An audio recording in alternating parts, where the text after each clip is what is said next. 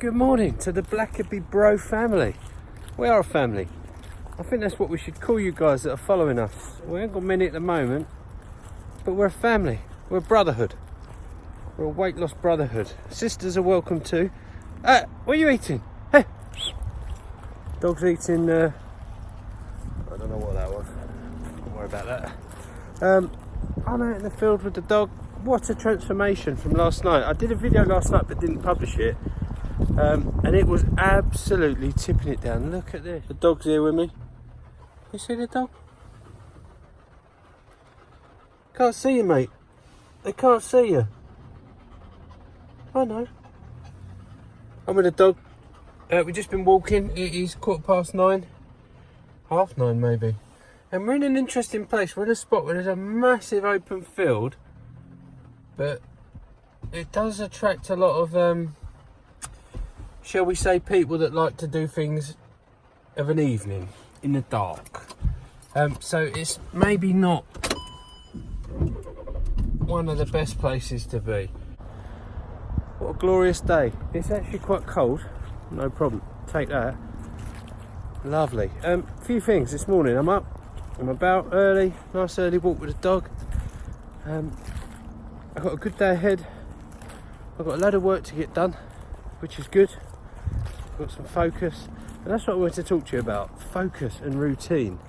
I actually think that this dieting business, getting into trying to turn fat into fit, and we've said right from the start, it's about me, it's about I in the middle. It's this taking control of what I can do. And I think often when we're overweight, it's for a reason. I think there's circumstances that trigger it. So it could be stress, depression, mental health, change of scenario.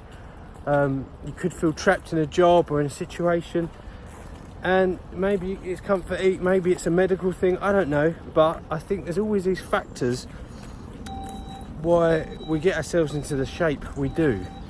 It could be drink induced, it could be because you love fizzy drinks or alcohol, it could be because you love McDonald's and fast food, fried food, you eat too late.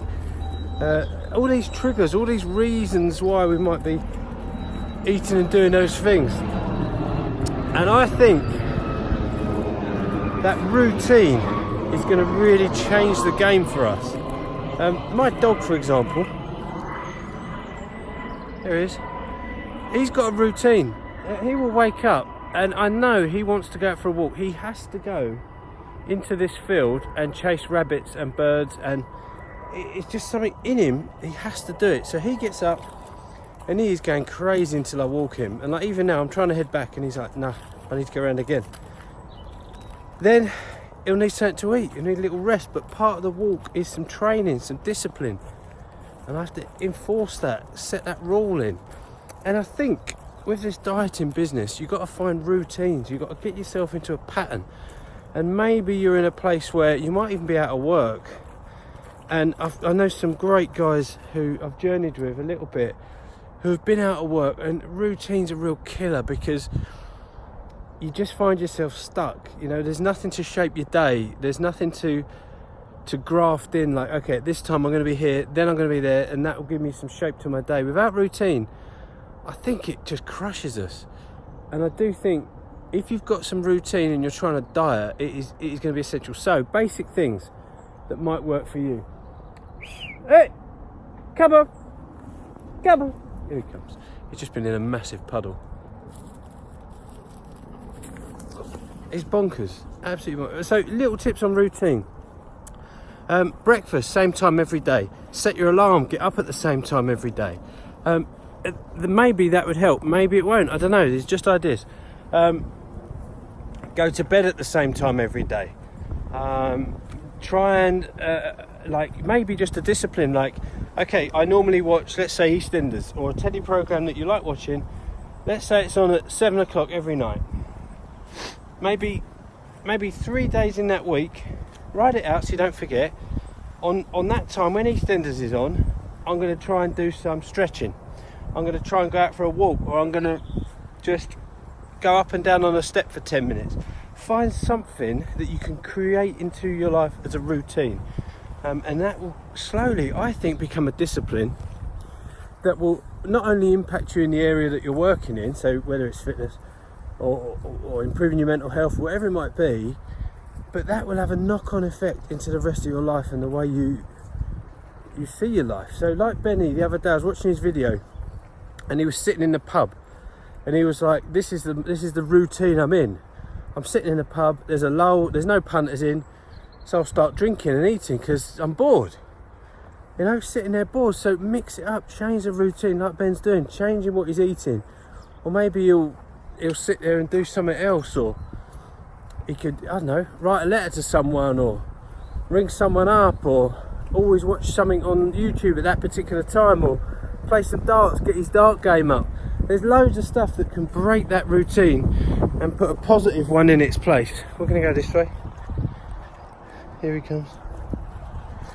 So that's just an idea, and I've found that to be really beneficial in the last few days. But it's worth saying also, when you are like out of control in your eating and drinking, and whatever the reasons for that might be, you can't always do this stuff. It's easy to say, but it's actually really difficult to do. But what I've discovered, and I know what Ben is finding, as soon as you take one step in front of the other, and as soon as you're able to motivate yourself even the slightest bit. So for us, for me and Ben as brothers doing these videos, we're not relying on each other, but we'll text each other like he did to me. He said, where's your video? I'm like, yeah, I've been busy, but yeah, you're right, get back on it. And sometimes you need that first step, that encouragement, someone there just saying, I believe you can do this, let's do it together. And then once you've taken that first step, I'm finding it's actually getting easier. So I'm finding now that actually I want to eat properly. I'm working out, I've got a bit of a rhythm and I'm enjoying it. I'm seeing some weight coming off.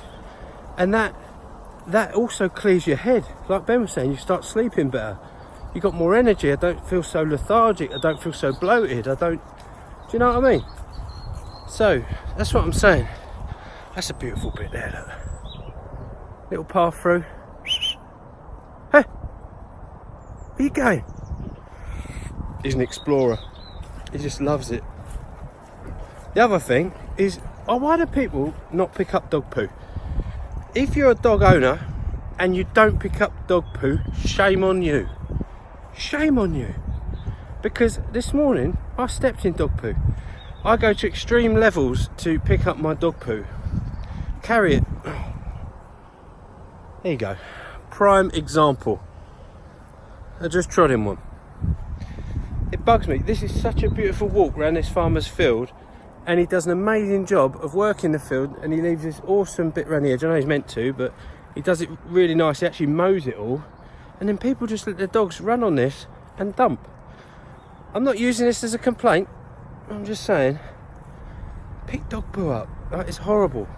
Anyway, there he goes. He's off. The dog's off. I'm going to navigate this minefield of turds, and well, I've got to get busy turning fat into fit. Video done.